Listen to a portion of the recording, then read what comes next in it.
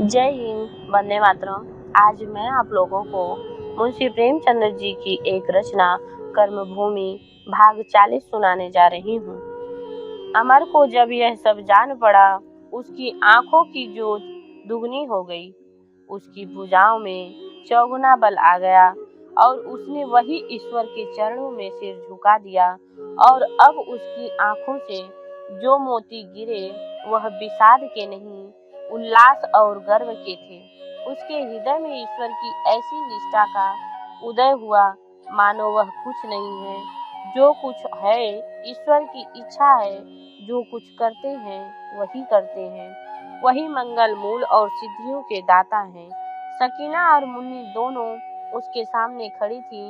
उनकी छवि को देखकर उसके मन में वासना की जो आंधी चलने लगती थी, उसी छवि में आज उसे निर्मम प्रेम के दर्शन पाए, जो आत्मा के विकारों को शांत कर देता है, उसे सत्य के प्रकाश से भर देता है। उसमें लालसा की जगह उत्सर्ग, भोग की जगह तप, संस्कार भर देता है। उसे ऐसा आभास हुआ मानो वह उपासक है और ये रमणियां उसकी उपास्य देवियां हैं। उनके पर माथे पर लगाना ही मानो उसके जीवन की सार्थकता है। रेणुका ने बालक को सकीना की गोद से लेकर अमर की ओर उठाते हुए कहा, यही तेरे बापूजी हैं बेटा, इनके पास जा।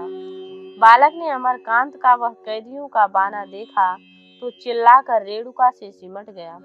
फिर उसकी गोद में मुंह छिपाए कनखियों से उसे देखने लगा, मानो मेल तो करना चाहता था, पर भय तो यह है कि कहीं यह सिपाही उसे पकड़ न ले, क्योंकि इस भेष के आदमी को अपना बाबूजी समझने में उसके मन में संदेह हो रहा था।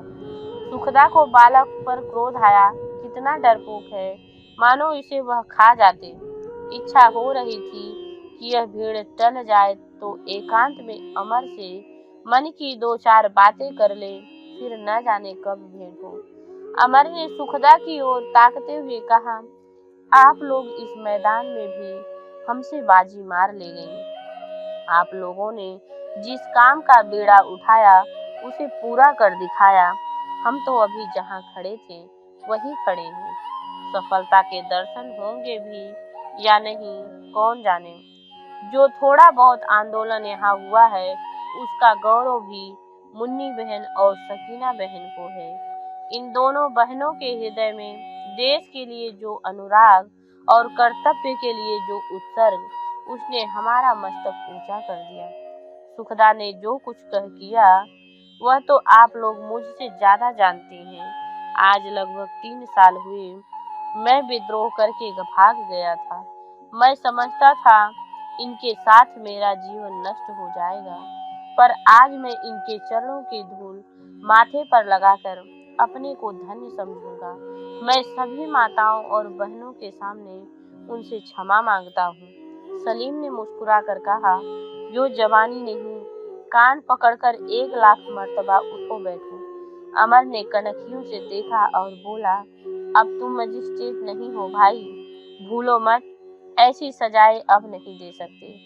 सलीम ने फिर शरारत की। सकीना से बोला, तुम चुपचाप क्यों खड़ी हो सकीना, तुम्हें भी तो इनसे कुछ कहना है या मौका तलाश कर रही हो। फिर अमर से बोला, आप अपने कौल से फिर नहीं सकते जनाब, जो वादे किए हैं वह पूरे करने पड़ेंगे। सकीना का चेहरा मारे शर्म के लाल हो गया। जीत चाहता था कि जाकर सलीम की चुटकी काट ले। उसके मुख पर आनंद और विजय का ऐसा रंग था जो छिपाए नहीं छिप रहा था, मानो उसके मुख पर बहुत दिनों से जो कालिमा लगी हुई थी वह आज धुल गई हो और संसार के सामने अपनी निष्कलंकता का ढिंढोरा पीटना चाहती हो। उसने पठानी की ऐसी आंखों से देखा जो तिरस्कार भरे शब्दों में कह रही थी, अब तुम्हें मालूम हुआ तुमने कितना घोर अनर्थ किया था। अपनी आंखों में वह कभी इतनी ऊंची न उठी थी। जीवन में उसे इतनी श्रद्धा और इतना सम्मान मिलेगा, इसकी तो उसने कल्पना भी न की थी। सुखदा के मुख पर कुछ भी कम गर्व और आनंद की झलक न थी। वहाँ जो कठोरता और गर्मियाँ छाई थी, उसी जगह जैसे माधुर्य खिल उठा।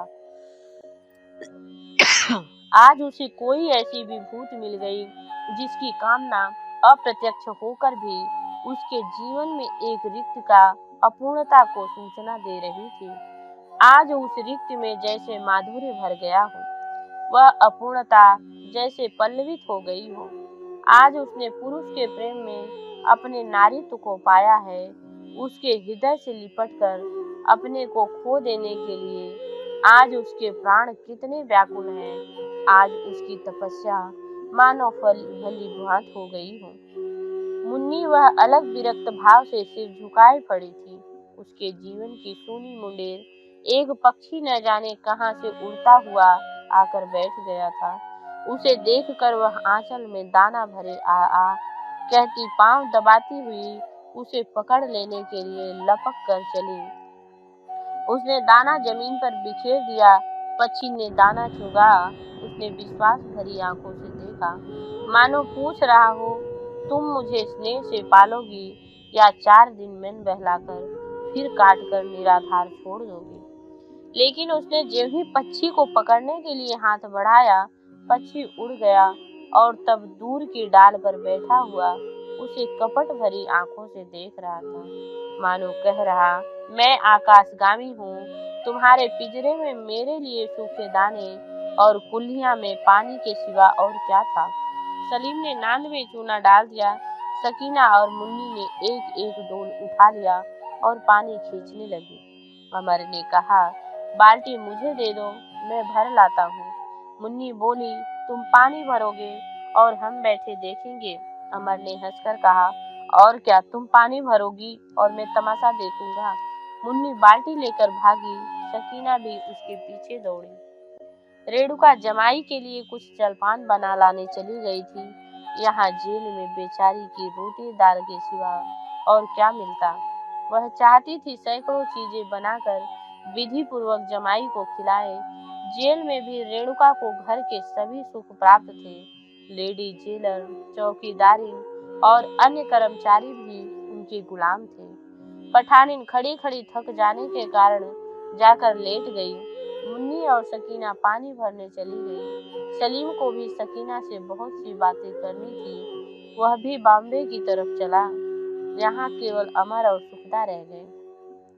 अमर ने सुखदा के समीप आकर सुखदा को गले लगाते हुए कहा, यह जेल तो मेरे लिए स्वर्ग हो गया सुखदा। जितनी तपस्या की थी उससे कहीं बढ़कर वरदान पाया। अगर हृदय दिखाना संभव होता तो आज दिखा देता कि मुझे तुम्हारी कितनी याद आती थी। बार बार अपनी गलतियों पर पछताता था। सुखदा ने बात काटी, अच्छा, अब तुम बातें करने की कला भी सीख ली। तुम्हारे हृदय का हाल मुझे भी मालूम है। उसने नीचे से ऊपर तक क्रोध में ही क्रोध है। क्षमा या दया का कहीं नाम भी नहीं। मैं विलासी सही, पर उस अपराध का इतना कठोर दंड यह जानते थे कि वह मेरा दोष नहीं, मेरे संस्कारों का दोष था। अमर ने लज्जित होकर कहा, यह तुम्हारा अन्याय है सुखदा। सुखदा ने उसकी ठोड़ी की ऊपर उठाते हुए कहा, मेरी ओर देखो, मेरा ही अन्याय है। तुम न्याय के पुतले हो। ठीक है, तुमने सैकड़ों पत्र भेजे, मैंने एक का भी जवाब न दिया। क्यों? मैं कहती हूँ, तुम्हें इतना क्रोध आया कैसे? आदमी को जानवरों से भी प्रीति हो जाती है। मैं तो फिर भी आदमी थी। रूठ कर ऐसा भुला दिया मानो मैं मर गई। अमर इस आक्षेप का कोई जवाब न दे सकने पर भी बोला, तुमने भी तो पत्र नहीं लिखा, और मैं लिखता भी तो तुम जवाब न देती। दिल से कहना तो तुम मुझे सबक देना चाहते थे। अमरकांत ने जल्दी से आक्षेप को दूर किया, नहीं, यह बात नहीं है सुखदा। हजारों बार इच्छा हुई कि तुम्हें पत्र लिखूं। सुखदा ने वाक्य को पूरा किया, लेकिन भय यही था कि शायद मैं तुम्हारे पत्रों को हाथ न लगाती। अगर नारी हृदय का तुम्हें यही ज्ञान है तो मैं कहूँगा तुमने उसे बिल्कुल नहीं समझा। अमर ने अपनी हार स्वीकार की, तो मैंने यह दावा कब किया था कि मैं नारी हृदय का पारखी हूँ। वह यह दावा न करे, लेकिन सुखदा ने तो धारणा कर ली थी कि उसे यह दावा है। मीठे तिरस्कार स्वर में बोली, पुरुष की बहादुरी तो उसमें नहीं है कि स्त्री को अपने पैरों पर गिराए। मैंने अगर तुम्हें पत्र न लिखा तो इसका यह कारण था कि मैं समझती थी तुमने मेरे साथ अन्याय किया, मेरा अपमान किया है। लेकिन इन बातों को जाने दो, यह बताओ जीत किसकी हुई, मेरी या तुम्हारी? अमर ने कहा मेरी, और मैं कहती हूँ मेरी। कैसे? तुमने विद्रोह किया था, मैंने दमन से ठीक कर लिया। नहीं, तुमने मेरी मांगे पूरी कर दी। उसी वक्त सेठ धनीराम जेल में अधिकारियों और कर्मचारियों के साथ अंदर दाखिल हुए। लोग कौतूहल से उन लोगों की ओर देखने लगे। सेठ इतने दुर्बल हो गए थे कि बड़ी मुश्किल से लकड़ी के सहारे चल रहे थे, पग पग पर खांसते भी जाते। अमर ने आगे बढ़कर सेठ जी को प्रणाम किया। उन्हें देखते ही उसके मन में उनकी ओर से जो गुबार था वह जैसे धुल गया। सेठ जी ने उसे आशीर्वाद देकर कहा, मुझे यहाँ देखकर तुम्हें आश्चर्य हो रहा होगा बेटा। समझते हो बूढ़ा अभी तक जी रहा है, इस मौत को क्यों नहीं आती? यह मेरा दुर्भाग्य है कि मुझे संसार ने सदा अविश्वास की आंखों से देखा। मैंने जो कुछ किया उस पर स्वार्थ का आक्षेप लगा। मुझ में भी कुछ सच्चाई है, कुछ मनुष्यता है, इसे किसी ने भी कभी स्वीकार नहीं किया। संसार की आंखों में मैं कोरा पशु हूँ, इसलिए कि मैं समझता हूँ हर एक काम का समय होता है। कच्चा फल पाल में डाल देने से पकता नहीं, तभी पकता है जब पकने के लिए लायक हो जाता है। जब मैं अपने चारों ओर फैले हुए अंधकार को देखता हूँ तो मुझे सूर्योदय के सिवा उसके हटाने का कोई दूसरा उपाय नहीं सूझता। किसी दफ्तर में जाओ, बिना रिश्वत के काम नहीं चल सकता। किसी घर में जाओ, वहाँ द्वेष का राज्य देखोगे। स्वार्थ, अज्ञान, आलस ने हमें जकड़ रखा है। उसे ईश्वर की इच्छा हो दूर कर सकती है। हम अपनी पुरानी संस्कृति को भी भूल बैठे हैं। वह आत्म प्रधान संस्कृति थी। जब तक ईश्वर की दया न होगी उनका पुनर्विकास नहीं होगा, और जब तक उनका पुनर्विकास न होगा हम लोग कुछ नहीं कर सकते। इस प्रकार के आंदोलन में मेरा विश्वास नहीं है। इनसे प्रेम की जगह द्वेष बढ़ता है। जब तक रोग का ठीक निदान न होगा, उसकी ठीक औषधि न होगी, केवल बाहरी टीम-टाम से रोग का नाश नहीं होगा। अमर ने इस प्रलाप पर अपेक्षा भाव से मुस्कुरा कर कहा, तो फिर हम लोग इस शुभ समय के इंतजार में हाथ पर हाथ धरे बैठे रहें। एक वार्डन दौड़ कर कुर्सियां लाया। सेठ जी और जेल के 2 अधिकारी बैठे।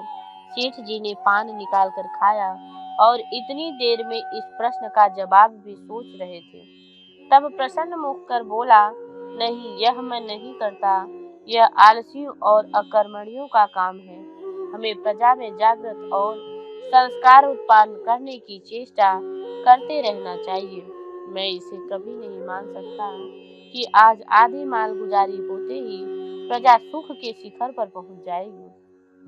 उसमें सामाजिक और मानसिक ऐसे कितने ही दोष हैं कि आधी तो क्या, पूरी मालगुजारी भी छोड़ दे जाए तब भी उनकी दशा में कोई अंतर न होगा। फिर मैं यह कैसे स्वीकार कर लूं कि यह फरियाद करने की जो विधि सोची गई है, जिसका व्यवहार किया गया है, उनके सिवा कोई और दूसरी विधि नहीं थी। अमर ने उत्तेजित होकर कहा, हमें अंत तक हाथ पांव जोड़े आखिर मजबूर होकर हमें इस आंदोलन को शुरू करना पड़ा। लेकिन एक ही क्षण में वह नम्र होकर बोले, संभव है हमसे गलती हुई, लेकिन उस वक्त हमें यही सूझ पड़ा। सेठ जी ने शांतिपूर्वक कहा, गलती हुई और बहुत बड़ी गलती हुई। सैकड़ों घर बर्बाद हुए, हो जाने के सिवा कोई नतीजा न निकला। इस विषय पर गवर्नर साहब से मेरी बातचीत हुई और वह भी यही कहते थे कि ऐसी जटिल मामलों के विचार में काम न लिया गया तो तुम जो जानते हो उनसे मेरी कितनी बेतकल्लुफी है। नैना की मृत्यु पर उन्होंने मातमपुरसी का तार दिया था। तुम्हें शायद मालूम न हो, गवर्नर साहब ने खुद उस इलाके का दौरा किया और वहाँ के निवासियों से मिले। पहले तो कोई उनके पास न जाता था। साहब बहुत हंस रहे थे कि ऐसी सूखी अकड़ कहीं नहीं देखी। देह पर साबित कपड़े नहीं, लेकिन मिजाज यह है कि हमें किसी से कुछ नहीं करना है। बड़ी मुश्किल से थोड़े से आदमी जमा हुए। जज साहब ने उन्हें तसल्ली दी और कहा, तुम लोग डरो मत, हम तुम्हारे साथ अन्याय नहीं करना चाहते। तब बेचारे रोने लगे। साहब इस झगड़े को जल्द तय कर देना चाहते हैं, इसलिए उनकी आज्ञा है कि सारे कैदी छोड़ दिए जाएं और एक कमेटी निश्चय कर लिया जाए कि हमें क्या करना है। उस कमेटी में तुम और तुम्हारे दोस्त मियाँ सलीम तो होंगे। 3 आदमियों को चुनने का तुम्हें अधिकार होगा। सरकार की ओर से केवल 2 आदमी होंगे। बस मैं यह सूचना देने आया हूँ। मुझे आशा है कि तुम्हें इसमें कोई आपत्ति नहीं होगी। सकीना और मुन्नी कन्फ्यूजियां होने लगी। सलीम के चेहरे पर रौनक आ गई, पर अमर उसी तरह शांत विचारों में मग्न पड़ा रहा। सलीम ने उत्सुकता से पूछा, हमें अख्तियार होगा, जिसे चाहे चुन लें। उस कमेटी का फैसला नैतिक होगा। सेठ जी ने हिचकिचा कर कहा, मेरा तो ऐसा ख्याल है। हमें आपके ख्याल की जरूरत नहीं, हमें इसकी तहरीर मिलनी चाहिए और तहरीर न मिले तो हमें मुआवजा मंजूर नहीं। नतीजा यह होगा कि यहीं पड़े रहोगे और रियायत तबाह हो जाएगी। जो कुछ भी हो, तुम्हें तो कोई खास तकलीफ नहीं है, लेकिन गरीबों पर क्या बीत रही है वह सोचो। खूब सोच लिया है? नहीं सोचा, बिल्कुल नहीं सोचा। खूब अच्छी तरह सोच लिया है। सोचता तो ऐसा न कहते। सोचा है इसलिए ऐसा कह रहा हूँ। अमर ने कठोर स्वर में कहा, क्या कह रहे हो सलीम? क्यों हुज्जत कर रहे हो? इससे फायदा क्या होगा? सलीम ने तेज होकर कहा, मैं हुज्जत नहीं कर रहा हूँ। वाह रे आपकी समझ।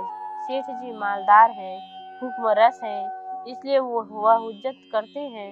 मैं गरीब कैदी हूँ, इसलिए हुज्जत नहीं करता हूँ। सेठ जी बुजुर्ग हैं। यह आज की सुनाई की हुज्जत करना बुजुर्गी की निशानी है। अमर अपनी हंसी को रोक न सका। यह शायरी नहीं है भाईजान, जो मुंह में आया बके जा रहे हो। ऐसे मामले हैं जिन पर लाखों की आदमियों की जिंदगी बनती बिगड़ती है। पूज्य सेठ जी ने इस समस्या को सुलझाने में हमारी मदद की है, जैसी उनका धर्म था, और उसके लिए हमें उनका मशकूर होना चाहिए। हम उसके सिवा और क्या कर सकते हैं? गरीब किसानों के साथ इंसाफ किया जाए, और जब उनके उद्देश्य को करने के इरादे से एक ऐसी कमेटी बनाई जाए जिससे यह आशा नहीं की जा सकती कि वह किसान के साथ अन्याय नहीं करें, तो हमारा धर्म और उनका स्वागत करें। सेठ जी ने मुग्ध होकर कहा, कितनी सुंदर विवेचना है। वाह, लाट साहब ने खुद तुम्हारी तकरीर की। जेल के द्वार पर मोटर की हार्न सुनाई दी।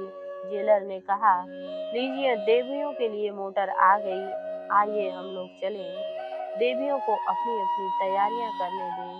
बहनों, मुझसे जो कुछ खता हुई हो उसे माफ कीजिएगा। मेरी नीयत आपको तकलीफ देने की न थी। हाँ, सरकारी नियमों से मजबूर था। सबके सब एक ही लारी में जाए, यह तय हुआ। रेणुका देवी का आग्रह था। महिलाएं अपनी तैयारियां करने लगी। अमर और सलीम के कपड़े भी यहाँ मंगवा लिए गए। आधे घंटे में सबके सब जेल से निकले।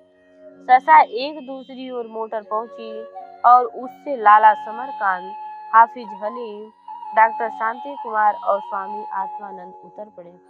अमर दौड़कर पिता के चरणों पर गिर पड़ा। पिता के प्रति आज उसके हृदय में असीम श्रद्धा थी।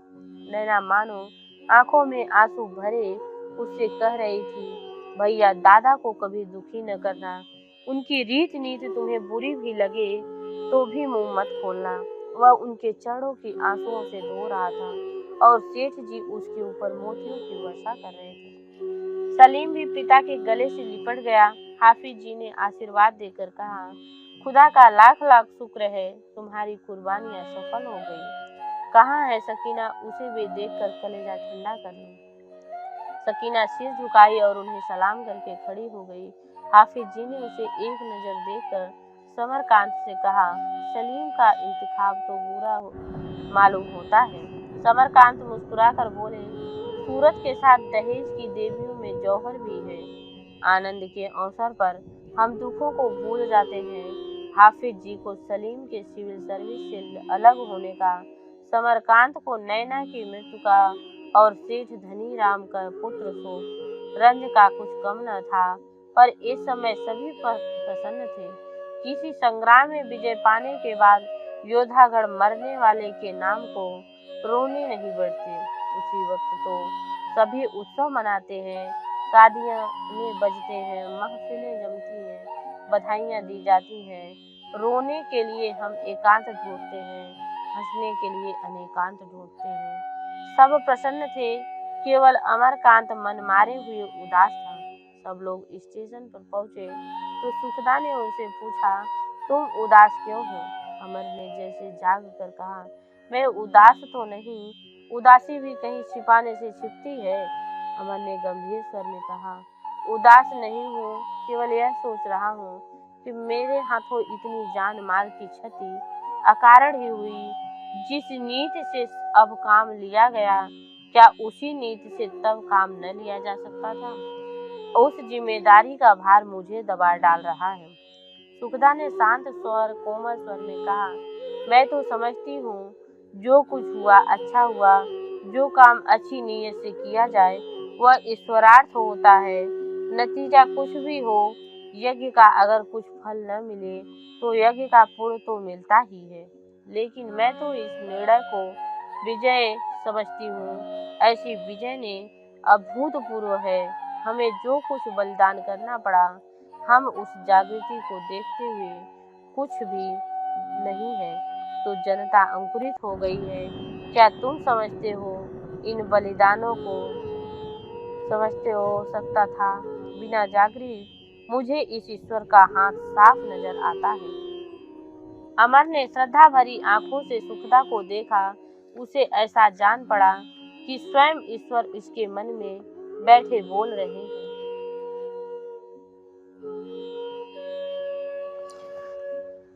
वह क्षोभ और ग्लानि निष्ठा के रूप में प्रज्वलित हो उठी, जैसे कूड़े करकट का ढेर आग की चिंगारी पड़ते ही तेज और प्रकाश की राशि बन जाती है। ऐसे प्रकाश में शांति उसे कभी न मिली थी। उसने प्रेम से गदगद कंठ से कहा, सुखदा, तुम वास्तव में मेरे जीवन का दीपक हो। उसी वक्त लाला समरकांत बालक को कंधे पर बैठाए हुए आकर बोले, अभी तो काशी ही चलने का विचार है ना? अमर ने कहा, मुझे तो अभी हरिद्वार जाना है। सुखदा बोली, तो सब वहीं चलेंगे।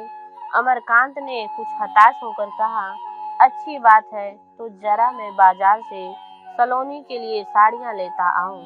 सुखदा ने मुस्कुरा कर कहा, सलोनी के लिए ही क्यों, मुन्नी भी तो है।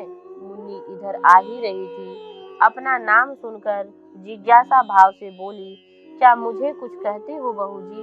सुखदा ने उसकी गर्दन में हाथ डालकर कहा, मैं कह रही थी कि अब मुन्नी देवी भी हमारे साथ काशी रहेंगी। मुन्नी ने चौंक कर कहा, तो क्या तुम लोग काशी जा रहे हो? सुखदा हंसी, और तुमने क्या समझा था? मैं तो अपने गांव ही जाऊंगी, हमारे साथ न रहोगी? तो क्या लाला भी काशी जा रहे हैं? और क्या, तुम्हारी क्या इच्छा है? मुन्नी का मुंह लटक गया। कुछ नहीं, यूं ही पूछती थी। अमर ने उसे आश्वासन दिया, नहीं मुन्नी, यह तुम्हें चिढ़ा रही है, हम सब हरिद्वार चल रहे हैं। मुन्नी खिल उठी, तब तो बड़ा आनंद आएगा, सलोनी काकी मुसलो ढोल बजाएंगे। अमर ने पूछा, अच्छा तुम इस फैसले का मतलब समझ गई? समझी क्यों नहीं? 5 आदमियों की कमेटी बनेगी, वह जो कुछ करेगी उसे सरकार मान लेगी। तुम और सलीम दोनों कमेटी में रहोगे, इससे अच्छा और क्या होगा? बाकी 3 आदमियों को भी हम ही चुनेंगे। अब तो और भी अच्छा हुआ, गवर्नर साहब और सज्जनता से और सहृदयता है तो लोग उन्हें व्यर्थ बदनाम कर रहे हैं। बिल्कुल व्यर्थ। इतने दिनों के बाद हम फिर अपने गांव में पहुंचेंगे और लोग भी छूट आए होंगे। आशा है जो न आए होंगे उनके लिए लिखा पढ़ी करेंगे। अच्छा, उन 3 आदमियों में कौन-कौन रहेगा? और कोई रहे या न रहे, तुम अवश्य रहोगे। देखती हो बहू जी, यह मुझे इसी तरह छेड़ा करते हैं। यह कहते-कहते उसके मुँह फेर लिया और आँखों में आँसू भर आए। जय हिंद, जय भारत। हम कर्मभूमि समाप्त हुआ। आप